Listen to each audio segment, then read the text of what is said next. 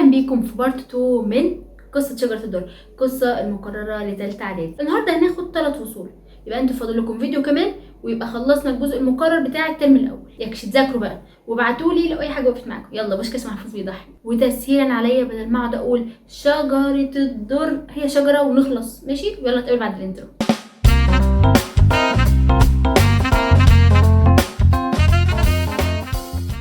السلام عليكم ورحمه الله وبركاته. كتاب من الاخر، رحب بكم. انا مروه خالد ويلا نبدا. اتمنى انكم تكونوا شفتوا بارت 1 علشان النهارده هنكمل بعد ما وقفنا في الاحداث. بعد انتصار نجم الدين على بدر الدين لؤلؤ وغياث الدين الرومي، انتقل الى قصر حيفا الموجود على حدود التركستان علشان يفكر ازاي هيوصل لحكم مصر. بس للاسف مر وقت كبير جدا ومفيش اي اخبار وصلت من مصر. اكيد ما كانش عندهم فيسبوك. صدق عيب، مش هنهزر، احنا بنذاكر دلوقتي. انا وكمان زاد لما جت قافله من مصر ومفيش اي حد من انصاره جاي يقول له اخر الاخبار عن مصر. ولما الامور ضاقت بيه كانت شجره قاعده جنبه بتهون عليه لحد ما جه ابي بكر القماش احد تجار القاهره. ونركز مع الاسم ده. وبدا يعرض عليه بضاعته ووراله دينار من الذهب وقال له شفت يا مولاي الدينار الجديد؟ ولما شافه وقرأ اللي عليه كان مكتوب العادل سيف الدين ملك مصر والشام واليمن.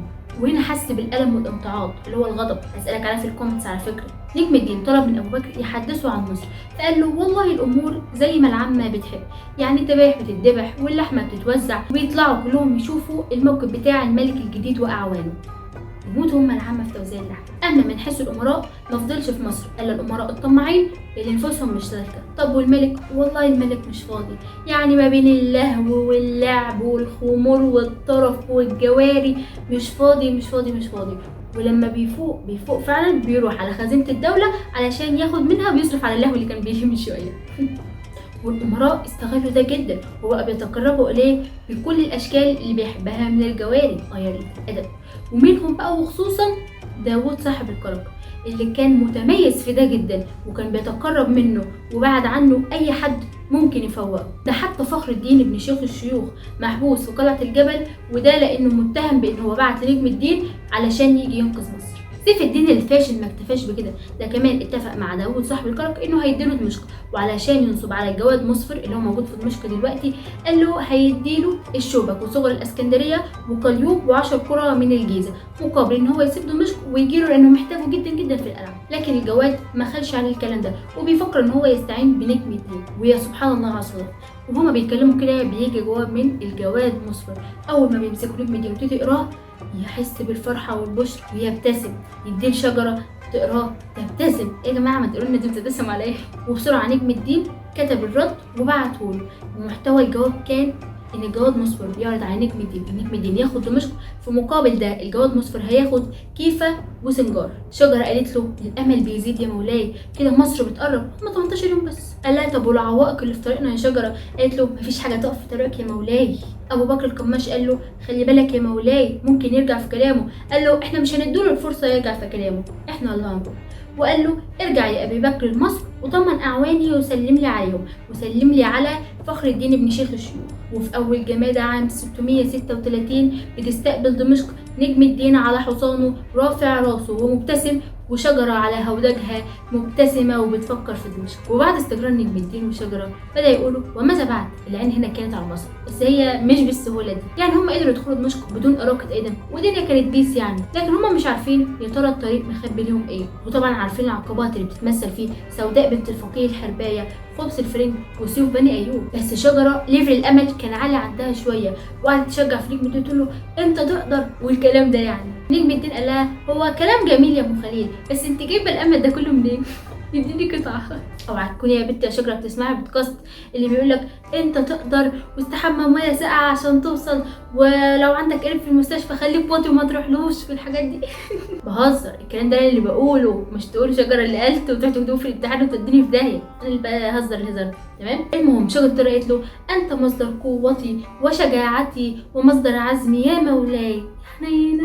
وفي وسط كلامهم ده جه مجير الدين وتقي الدين اعمام نجم الدين قالوا له ان هم فروا من مصر وان هو لازم يجي عشان ينقذ مصر وان الشعب كله مستنيه وان مصر هي السبيل الوحيد لصد خضر الفرنج. وفعلا هو اقتنع بكلامهم وقرر الاستعانه بعمه الصالح اسماعيل وبعت له فعلا جواب علشان يستعين بيه. بس نجم الدين ما انتظرش لما الجواب يوصل ويجي منه رد، وقرر ان هو يمشي، ووصل لنابلس وخدها واستقر فيها، وفضل منتظر عمه صالح اسماعيل. لكن للاسف قبل ما يوصل خطاب نجم الدين لاسماعيل، وصل خطاب من ورد المنى ونور الصباح بيحذروه من نجم الدين، فقال لهم بصوا الفرقه بين جنود نجم الدين لحد ما اشوف هتصرف ازاي. ودول ما صبروش وولعوا حريقه، وراحوا تقي الدين ومجيد الدين اللي هم اعمام نجم الدين، وقالوا له انتوا ازاي صابرين ان انتوا تتبعوا اوامر جاريه بالشكل ده، يقصدوا يعني شجره. وكمان قالوا له ان هي بتسعى للملك علشان نفسها مش عشان نجم الدين، وان هي لو وصلت هتقضي على كل الايوبيين. وفعلا صدقوها وبداوا يبصوا روح الفرقه بين جنود نجم الدين. وفي الوقت اللي نجم الدين كان مستني عمه صالح اسماعيل يجيله بجيشه، وصلت الاخبار ان صالح اسماعيل راح دمشق واستولى عليها. بدأ نجم الدين يسأل عمامه نعمل ايه؟ قالوا له احنا نرجع دمشق، اهلنا هناك وفلوسنا هناك ومستحيل نسيبهم. هنا نجم الدين بدأ يشك في كلامهم، هما ازاي رأيهم تغير بسرعة كده.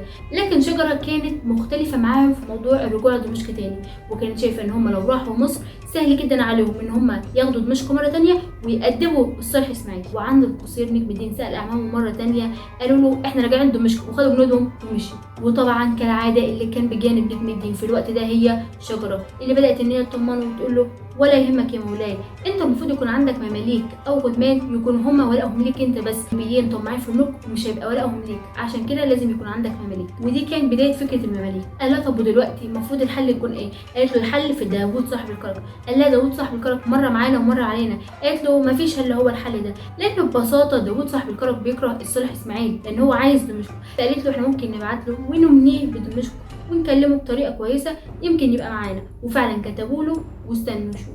لكن قبل وصول الرسالة دي لداوود صاحب الكرك كان زهق من مصر ومشي ورجع الكرك مرة تانية، وده لما يئس من العادل اللي مش راضي يديله دمشق. لكن في الوقت ده بعت داوود صاحب الكرك 2 رسول لنجم الدين بعتين له خطاب. الرسولين راحوا لنجم الدين وقالوا له احلى مسا على ملك مصر والشام، وقالوا له كمان ان داوود صاحب الكرك كره العادل وكره كل حياة اللهو اللي فيها هناك. مش انت كنت بتجيب له الجواري؟ بس نجم الدين ما كانش مرتاح لهم قوي، وكان مستغرب ازاي في ثواني يقلب من عدو لحبيب. بس امر لهم بخيمه وطعام، وقعد هو وشجره الدر يفكروا الكلام على ايه، لحد ما في وسط الليل ظهر شبح لجنود. هنا الناس بدأت تقول الحقوا الفرنجة هجموا. راح كل جنود نجم الدين طلعوا على أحصنتهم وجري وراهم. لكن نجم الدين كان حاسس ان الموضوع ده فيه إنه وان الهدف منها ابعاد كل الجنود من حوالين نجم الدين. وفعلا هو ده اللي حصل، لان بعد كده ظهر ال2 رسول اللي كان باعتهم داوود صاحب الكرك ومعاهم بغلتين، وأسروا نجم الدين وشجرة. والجنود بعد ما رجعوا بعد مطاردة الأشباح اللي ما كانتش الفرنجة أصلا، هما كمان لقيوا جنود داوود واتأثروا هما كمان. ولما الخبر وصل مصر العادل فرح جدا في اللي حصل في اخوه. يا واطي ما بقاش فيه اخوات. شكرا يا صاحبي يا اللي كنت صاحبي. سوداء بنت الفقيه الحرباية ضخت الطبول واعلنت الفرح في البلد بان عدو ابنها خلاص اختفى للابد. كمان العادل ما اكتفاش بكده، وبعت لداوود صاحب الكرك يهنيه باللي عمله، وقال له ان هو عايز نجم الدين في قفص حديدي يجي مصر مقابل 400 دينار وملك الشام.